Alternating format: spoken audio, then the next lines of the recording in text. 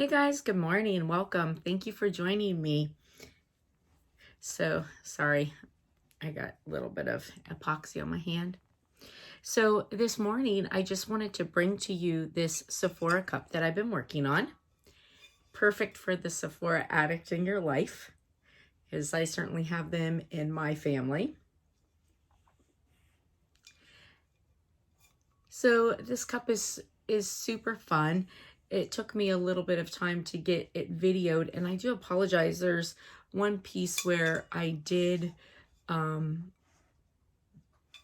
miss videoing it because I've had a lot on my mind. I started this the night actually that the baby was born. So anyways, it's really pretty. So one of the things I want you to notice when I'm doing this cup is, so I started with a powder coated black Yeti. And so I had a friend who had bought whatever I had on my hands. I think it was epoxy. It might have just been glue. Anyways, I got it on the bottom of the cup. Sorry. But one of my girlfriends had actually bought this Yeti for someone she was dating and had it powder coated with his name cut in it. Well, they stopped dating before it came.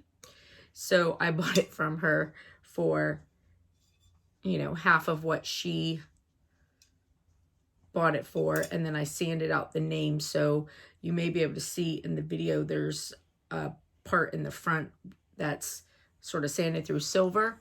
Well, that's why. So because this had a black powder coating on it, I didn't want too many layers of paint because I didn't want it to get so heavy.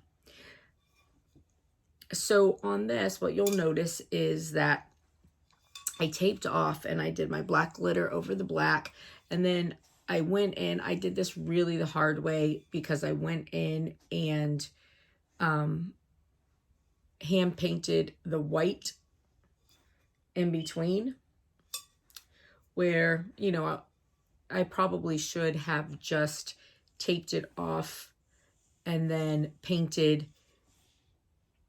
undid the tape for the white and painted it. But the reason why I didn't do that was I didn't want to do the white glitter first because I didn't want black glitter falling into the white, which can happen no matter how careful you are.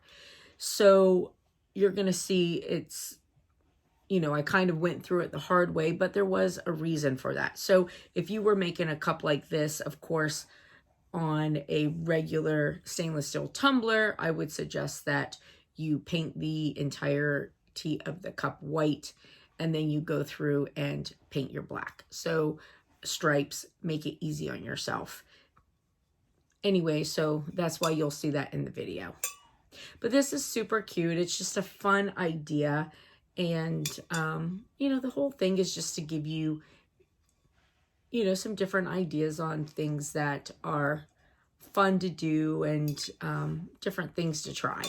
So anyways, I hope that you enjoy this tutorial. If you do, please give it a big thumbs up. If you haven't already done so, please hit the subscribe channel. I would greatly appreciate it. It will allow me to continue to try fun things, do fun things, and bring them to you. Some things work, some things don't. All right. So real quick, now this one is still a little tacky, so I don't want to touch it too much. But if you watched the tutorial that I did last night on alcohol ink, I just wanted to come back and show what the cup looked like after it turned all night. I love alcohol ink. It's a really good way to just make a super fun project. And, you just get something different every time. And you look like an artist.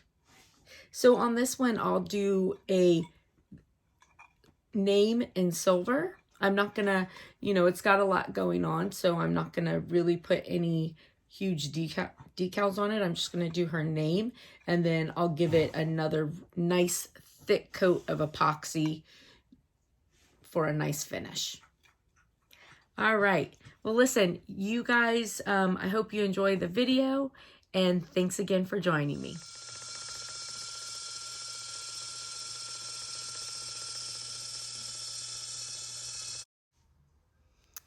All right, so we are going to make a Sephora cup. On this cup, like I said, we're starting off with the black powder coating. So, because I didn't want a lot of paint on it, I really kind of did it the hard way. So, but the first thing you're going to do is tape it off. On this one, I decided that I would leave the top and the bottom as silver. The reason I decided to do this on this particular cup is knowing that she has a new little one. I could see her with her hands full and dropping the cup easily. So when you do epoxy over the entirety of the cup, you stand a higher risk of cracking your epoxy if it gets dropped. So that was just my choice to do. And you know, sometimes it just depends on the person as to whether or not I go all the way down the entirety of the cup.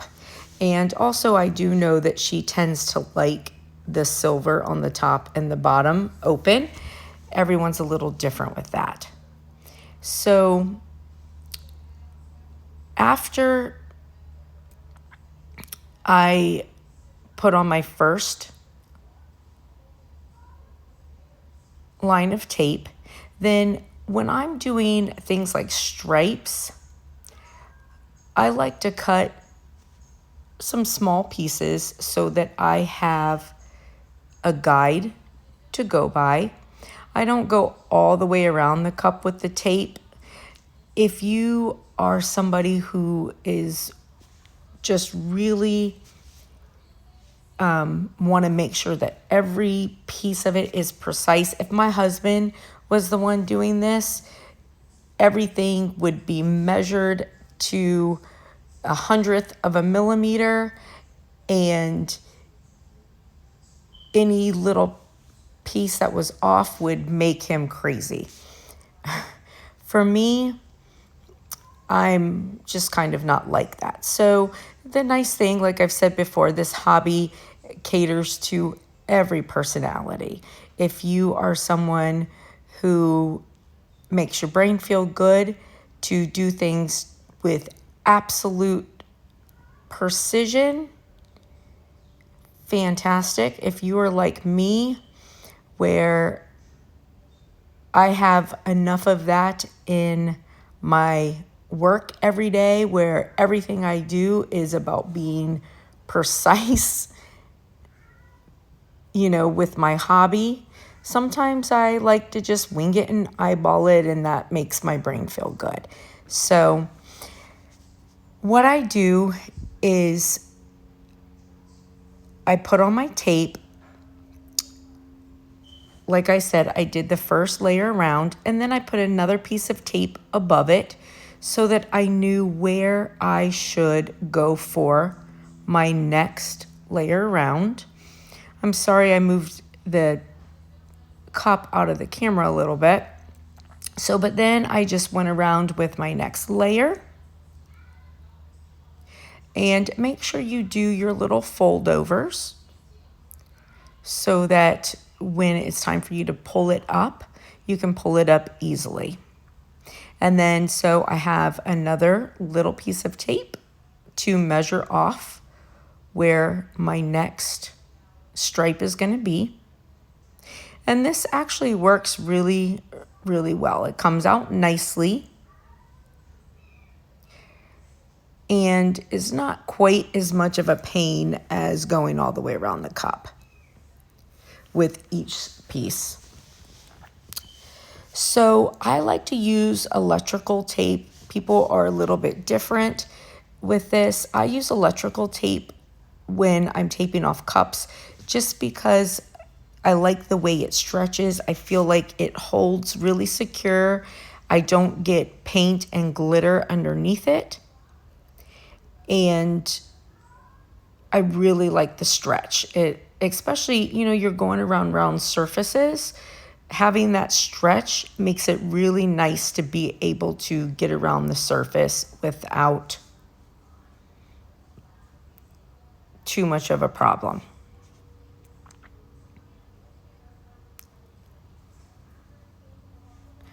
Taping off is the longest part of this process, but it's very important.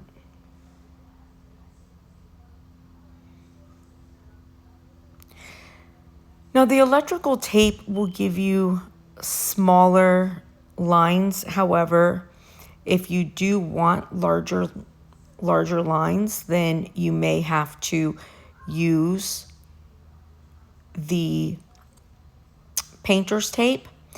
What I will do sometimes, though, when I want larger lines, I will do my first line with the painter's tape, and then I will set up my lines with the painter's tape like I'm doing with the electrical tape. But once I go in to take off the smaller pieces for the lines, then I will go in with electrical tape and just double that kind of over itself to make it nice and even. And then I'll take off the painter's tape and work with electrical tape on it, just because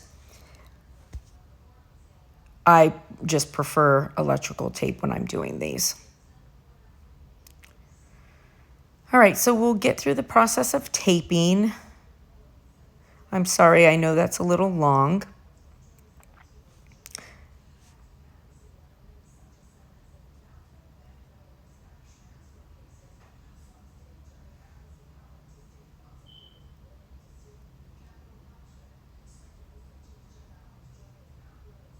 Although the black on top of the black's a little challenging to see.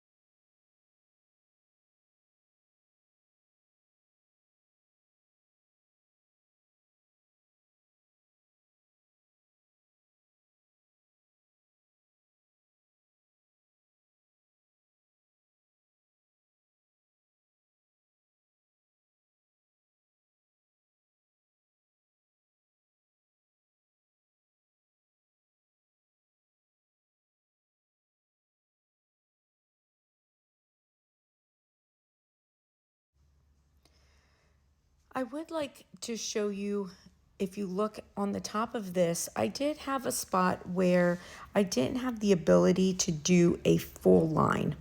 So my choice was to just go ahead and make half of a stripe.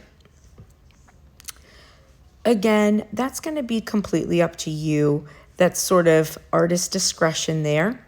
I thought half of a line turned out just fine. It looked good. You could either spread out your tape a little more. You could decide to do your top line a little thicker. If I had gone all the way to the top of the cup with the glitter, then I certainly would have been able to do an additional 2 lines, 2 full lines, and it would have worked out even. So that's just the way I chose to do it. Completely up to you.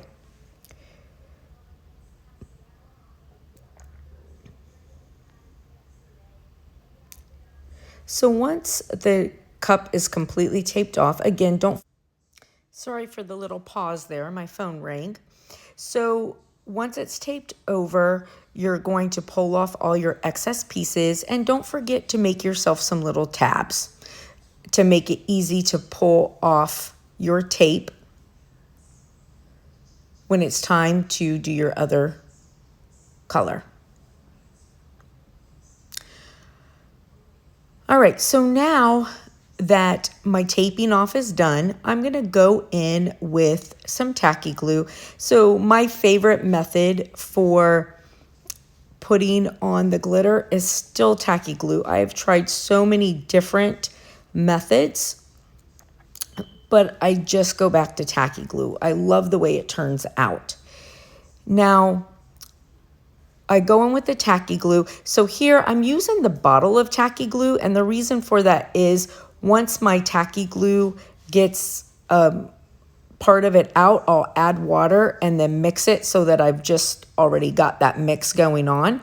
So put on my tacky glue, put on my glitter, I let it sit and dry, then I go in, rub that glitter down really good so that it's sitting nice and flat, and then I go back in with the tacky glue again and a pouncer, cover it in a pouncing motion, and then I put the next layer of glitter on, do the same thing. After that dries, you can see I took off the tape, and so now I'm going in with the white paint. Like I told you, I kind of did this the hard way, but it worked out just fine. So I went in with the white paint because my white glitter never would have shown up on top of the black had I not. And then once I finish with my paint, and that dries, then I go in with my glue.